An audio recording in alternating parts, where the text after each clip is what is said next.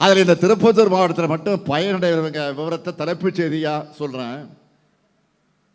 கலைஞர் மகளிர் உரிமை திட்டத்தில் 1,74,000 மகளிர் மாதம் 1000 ரூபாய் பெறாங்க. இந்த 1000 ரூபாய் பெறக்கூடிய மகளிர் உரிமை தொகை பற்றி சொல்லுகிற போது நான் ஏற்கனவே சொல்லியிருக்கேன், சில பகுதிகளில் அது கிடைக்காத விடுபட்டு இருக்கக்கூடிய நிலை இருந்து கொண்டிருக்கிறது என்பது எல்லோருக்கும் தெரியும்.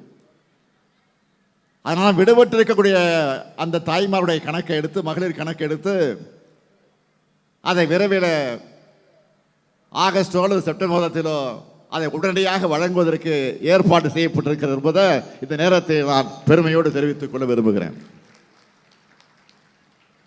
அதேவேளை முதலமைச்சருடைய காலை உணவு திட்டத்தில் 42,000 மாணவர்கள் சத்தான உணவை சூடா சுவையா சாப்பிட்றாங்க.